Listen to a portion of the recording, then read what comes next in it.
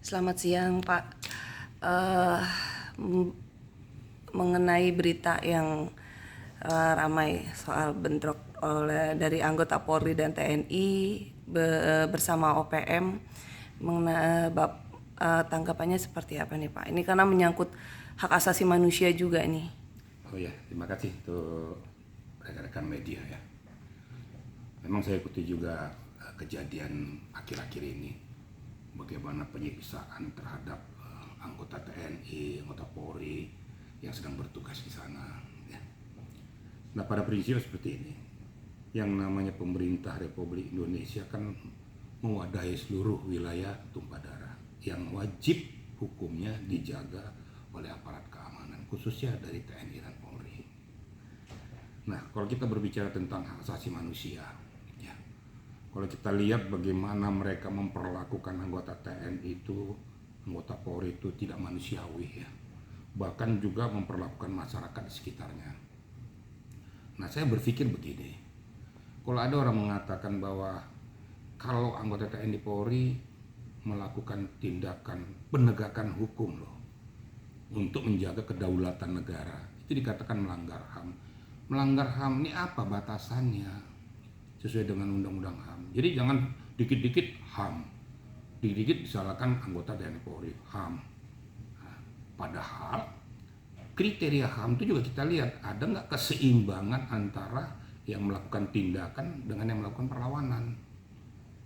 Kalau tindakan itu seimbang, masa melawan negara Republik Indonesia bilang HAM, walaupun berakibat umpamanya terjadi pelumpuhan pada mereka atau mengakibatkan terjadinya korban jiwa, itu kan karena ada perlawanan. Loh, anggota TNI Polri itu juga manusia biasa. Jadi jangan dikirain mereka itu robot. Mereka juga punya keluarga, punya hak untuk hidup, punya hak untuk mempertahankan hidup. Nah, ini saya katakan tolong juga kita itu jangan dikit-dikit melanggar HAM.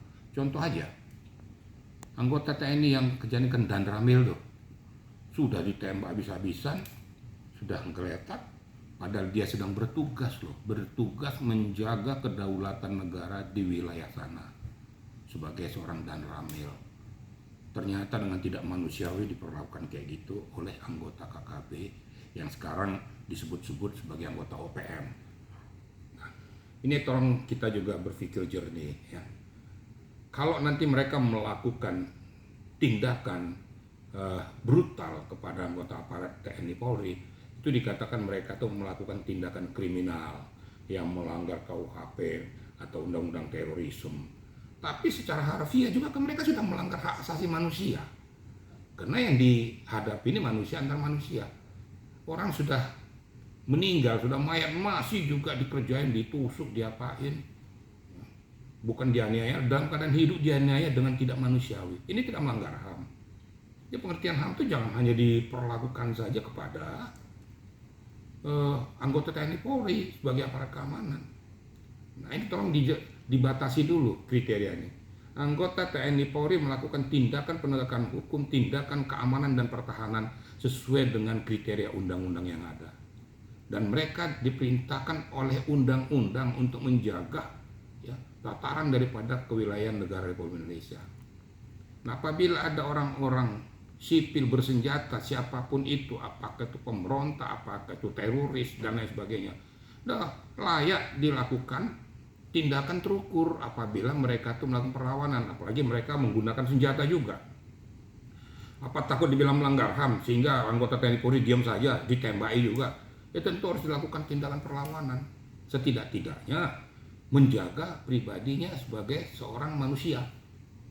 Nah, ini yang tolong supaya kita batasi kriteria. Jadi saya kadang-kadang juga berpikir, ya tolong undang-undang HAM ini juga, ya Komnas HAM juga berpikir jernih gitu loh. Ya kalau mereka melakukan tindakan fatal, nggak dibilang itu. Oh itu kan undang-undangnya mengatur, ya betul, tapi juga mereka tuh melanggar hak asasi manusia. Nah, ini yang perlu dibatasi. Apalagi seperti yang di Papua tuh Dan Ramil yang diperlakukan gitu, nah anggota TNI yang lain juga diperlakukan kayak gitu, anggota Polri diperlakukan kayak gitu. Itu apa namanya? Apa mereka nggak berpikir bahwa mereka punya keluarga, jenazah diantarkan, mereka sudah kehilangan manusia yang mencintai negara Republik Indonesia. Ini kira-kira menurut hemat saya, tolong juga supaya dibatasi pengertian daripada HAM dan melanggar HAM. Nah, supaya ada batasan, ada juga keseimbangan. Nah, kalau bagi saya sebagai mantan aparat negara penegak hukum, kalau memang sudah terjadi itu, ya memang harus dilakukan tindakan terukur. Ini namanya tindakan terukur loh ya. Tindakan terukur itu bisa saja berdampak fatal, mengakibatkan orang lain meninggal dunia. Tapi saya yakin pada saat sudah meninggal dunia tidak akan mungkin ditusuk-tusuk lagi, dirajam segala macam seperti yang dilakukan oleh mereka dengan cara-cara yang tidak manusiawi. Bahkan dipenggal kakinya, dipotong lehernya, tangannya. Sudah mati pun masih ditusuk-tusuk. Ada, saya lihat itu. Itu kira-kira ya. Pada tahun 2023 kurang lebih ada 61 korban jiwa. Salah satunya adalah anggota TNI dan Polri. Nah, ini kan dari Komnas HAM ini kan ketika para anggota itu untuk melakukan perlawanan kan dibilangnya melanggar HAM nih.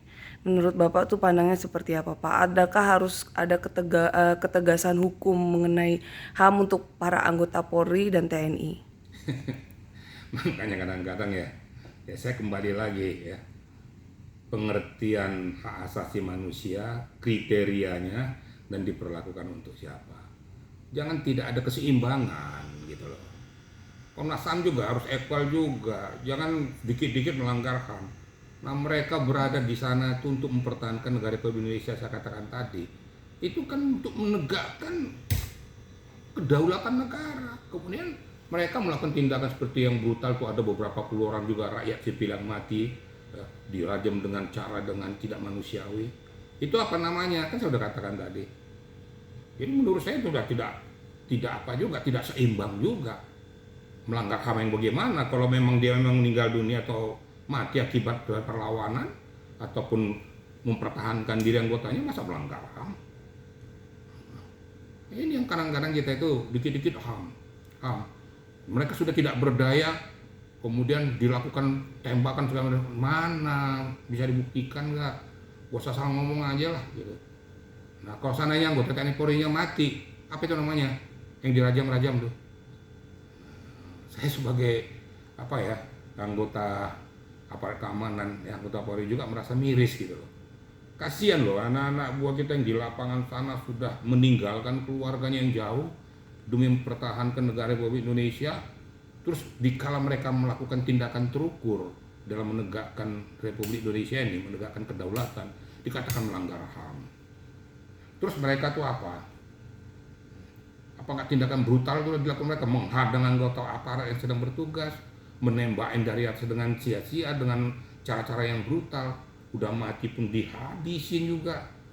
Nah, jadi tolong juga, jadi menurut hemat saya ini perlu duduk bersama dulu ya, antara petinggi TNI Polri dengan para penggawa HAM ini, supaya bisa membatasi kriteria HAM. Layak nggak dikatakan melanggar HAM, atau memang wajar nggak ini dilakukan untuk mempertahankan diri sendiri dan mempertahankan kedaulatan.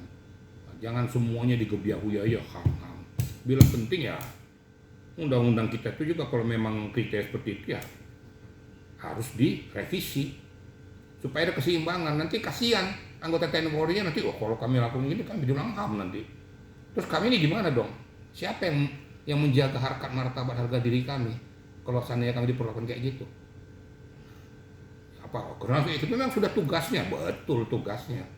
Memang tugasnya sesuai dengan undang-undang, memang mempertahankan kedaulatan. Tapi kan dia manusia biasa, yang perlu juga layak dilindungi. Ini yang kira-kira yang menurut hemat saya supaya ada keseimbangan gitu kira-kira. Harapan Bapak untuk kedepannya, khususnya untuk Komnas HAM agar lebih bijak dalam memberikan hak kepada TNI dan anggota Polri, Pak, mengenai HAM. Saya rasa begini ya, menurut hemat saya nih ya, agar betul-betul Komnas HAM ini lebih jeli lah melihat kriteria ini, jeli melihat kriteria ini, jeli melihat situasi dan kondisi, jeli juga melihat keberadaan anggota TNI Polri, dan jeli juga melihat keberadaan daripada para gerombolan ataupun orang-orang yang akan mencederai negara Republik Indonesia. Maka saya katakan tadi, ya duduk bersama untuk membahas tentang kriteria ini. Dan saya mohonkan dengan sangat juga orang-orang yang berada di Komnas HAM juga, kamu juga punya keluarga. Kalau keluargamu diperlakukan seperti kayak gitu yang kebetulan anggota TNI Polri, terus kamu bilang apa? Apa kamu bilang sudah layak gitu? Enggak lah, saya yakin kamu pasti akan juga memberikan tanggapan yang sama. Kebetulan ini bukan keluargamu yang kena. Kalau keluargamu yang kena, kamu ngomong apa? Pasti kamu bilang tuh habisin aja sampai akar-akar. Ya pasti. Kita nggak usah menipu diri sendiri lah. Saya berani ngomong kayak gini bukan apa-apa. Ya kriteria terjadi selama ini, seseorang melaporkan bahwa TNI Polri melakukan pelanggaran hak asasi manusia. Tapi apakah itu serta-merta terjadi? Kan enggak, karena ada perlawanan. Karena mereka tuh dihadang atau mereka tuh berikan penyerangan terlebih dahulu. Masa mereka diem? Nah, ini yang saya katakan tadi. Ya tolonglah sama-sama kita berdiri tegak mempertahankan kriteria itu. Undang-undang mengatur, tapi undang-undang juga kriteria sudah jelas. Ya saya juga berharap, saya setuju dengan apa katakan Panglima TNI, ya siapapun yang melanggar ataupun menabrak kedaulatan Republik Indonesia, di saat kita negosiasi dengan baik sudah tidak bisa lagi diperlakukan dengan baik, ya sudah harus diberantas habis sampai ke akar-akar, jangan timbul embrio-embrio lain yang membuat instabilitas di negara kita. Itu yang kira-kira. Jadi harapan saya ya Komnas HAM juga betul-betul jernih, jeli, tidak sekedar hanya menerima laporan aja, investigasi juga diperhatikan juga. Saya pernah dengan Komnas HAM di Medan juga. Investigasi itu yang bener lah. Jangan hanya melihat sekeliling aja, oh ini mati kena tembak, udah melanggar HAM. Mati kena tembak, kenapa dia? Penyebabnya apa? Karena harus dicari dong benang merahnya. Bagi saya berharap untuk junior-junior saya, anggota TNI Polri, nggak usah ragu, nggak usah takut. Tegakkan kedaulatan negara Republik Indonesia. Nggak usah berpikir tentang itu. Yang penting tindakan kalian terukur. Tindakan kalian terukur, ada kriteria kalian melakukan tindakan-tindakan, ada tahapannya. Tapi pada saat ke tahap akhir, kalau sudah mengancam daripada anggota TNI Polri tersebut, lakukan tindakan tuh. Nggak usah ragu-ragu. Dan saya mohonkan petinggi juga, para komandan-komandannya harus membela mereka. Harus betul-betul menjaga harkat mereka. Ingat, mereka tuh sudah meninggalkan keluarganya yang jauh dari sana. Tiba-tiba datang dengan jenazah. Loh itu kan memang sudah tugasnya. Betul, Bapak. Itu memang tugasnya. Tapi apakah mereka berpikir bahwa datang ke daerah sana untuk mengantarkan nyawa? Kan enggak. Mengantarkan nyawa dengan sia-sia kan enggak. Tapi kalau memang pada saat terjadi peristiwa itu memang sudah kita siap. Siap diri, siap juga bertaruh nyawa mempertahankan negara ini. Hanya itu pesan saya, mudah-mudahan ke depannya itu supaya jangan berikan keraguan-raguan kepada anggota yang ada di bawah sana. Anggota di bawah sana langsung pelaku lapangan loh. Mereka tidak kenal lelah, berpanas, berhujan-hujan, tidur di bivak, jauh dari keramaian. Nah, kita yang di sini yang di kota ini jangan segampang itu menilai mereka. Kita enak-enak duduk-duduk menilai ham-ham.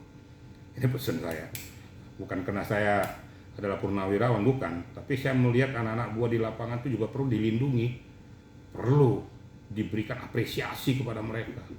Supaya mereka betul-betul prajurit yang lain merasa bahwa kami dihargai peran, tugas, dan tanggung jawab kami. Kira-kira begitu. Terima kasih, Pak. Terima kasih.